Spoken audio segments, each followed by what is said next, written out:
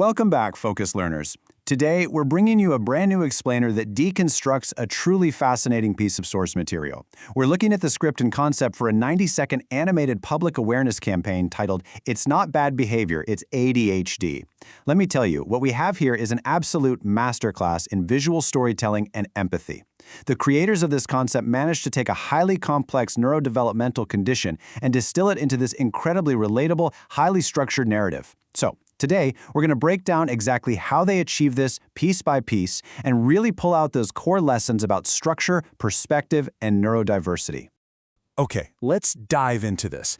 The source script hooks us right away with the line, "Every morning starts differently. It's not bad behavior, it's ADHD."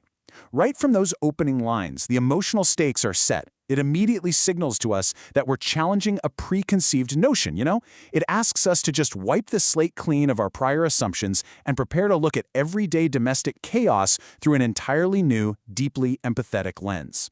Here is our roadmap for the explainer today. First, the reality of ADHD. Second, the ripple effect. Third, the turning point. And finally, finding the hidden strengths. To anchor us in the world of this Pixar-inspired clay animation concept, let's quickly meet our cast. Our main character is the blue hoodie boy, the child with ADHD. Surrounding him is his support system, the green jacket man representing the father, the mustard sweater woman as the mother, alongside an older teen brother and a little younger sister. The specific, color-coded wardrobe choices mentioned in the source are super intentional. They instantly ground us in this warm, relatable, and totally recognizable family dynamic. Let's move to and see how this builds across the timeline of the script.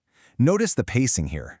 We start right in the tension of morning chaos in the first 16 seconds. That tension scales up to family frustration by second 40.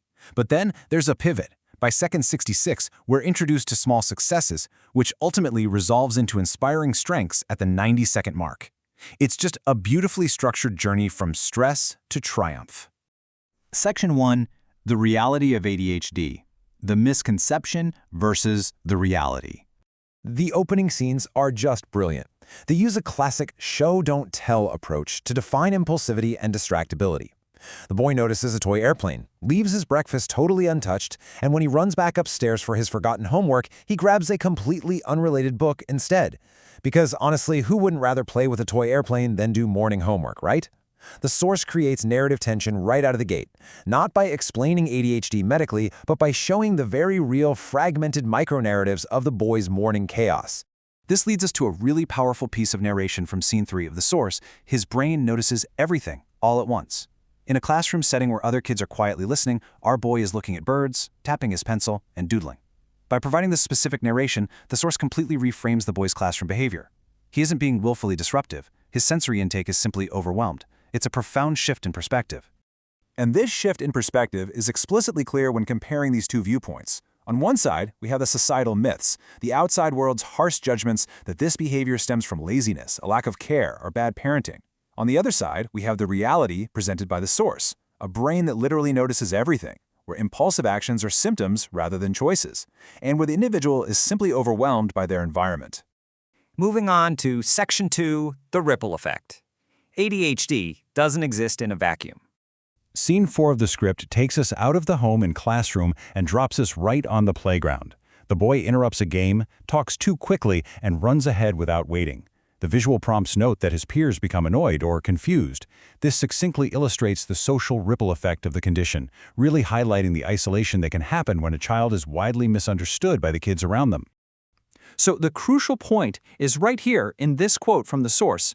ADHD affects the whole family. With this single line of narration, the focus of the concept pivots. It expands our lens from just the internal experience of the boy in the blue hoodie to the shared environmental stress of the people who love and support him. This family stress physically manifests in Scene 5. We've got homework spread all across the table, spinning pencils, dropped books. But the most impactful detail from the source is the parents. The mother looks exhausted and the father is rubbing his forehead. It's a deeply relatable image, isn't it? We've all had those overwhelming moments at home where we just want to rub our temples and make the chaos stop. Which brings us to Section 3, the turning point, releasing the tension. What I absolutely love about this section of the source is how incredibly actionable it is. Step 1, the parents actively read and learn about ADHD together. Step 2, they create a colorful daily schedule to provide visual structure. Step 3, they implement reminder notes and timers. And step 4, which is perhaps the most important, they encourage with smiles instead of anger. They actively choose to turn chaos into structured, positive reinforcement. And this brilliantly illustrates the core thesis of the entire campaign. As the parents implement these tools, the narration tells us, understanding changes everything. The tension that was so carefully built up in the first half of the script is suddenly released.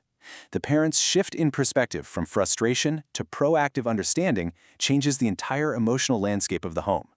The script then rewards both the viewer and the family with a beautiful micro-narrative of achievement. Using that simple timer results in the boy finishing just one single page of homework, but that one page brings high fives from mom and happy claps from the little sister. It proves a vital point made by the source. Sustainable progress doesn't happen overnight. It comes one small, supported step at a time. Let's head into Section 4, Finding the Hidden Strengths. Flipping the script. In Scene 8, the visual prompt moves away from the struggles of homework and routines. The boy is now building an amazing robot from recycled materials. His colorful imagination is coming alive while his family proudly watches. The same restless energy that caused morning chaos and playground misunderstandings is now being channeled into an absolute superpower. The source script explicitly identifies these hidden strengths: creativity, energy, curiosity, and unique ways of thinking. The narrative perfectly balances out the challenges shown in the first half by highlighting that the exact same neurodivergent traits that make traditional schooling difficult are the very traits that fuel incredible innovation and out-of-the-box thinking. What's really interesting is the overarching visual style the creator chose to convey this message. The prompt specifies Pixar-inspired 3D clay animation, warm cinematic lighting, expressive eyes, and a handcrafted look. Why clay animation? Well, because it's tactile, it's soft, and it's universally approachable. It takes a topic that can sometimes feel clinical, heavy, or fraught with conflict, and makes it incredibly accessible, safe, and emotionally resonant for viewers of literally all ages. As the concept comes to a close, with the family walking happily together, the source provides us with this final, cementing piece of text. Understanding creates confidence. When a family understands the condition, the child gains the confidence to thrive. When society understands the condition, the stigma dissolves. The final directive from the source material is simple. Support, don't judge. So I want to leave you with this question to ponder. Next time you encounter behavior you don't initially understand, whether it's in a classroom, out on the playground, or even in your own home, will you judge or will you support? I really hope this explainer has given you a new framework for looking at the world. Thank you for joining me, focused learners, and keep asking questions.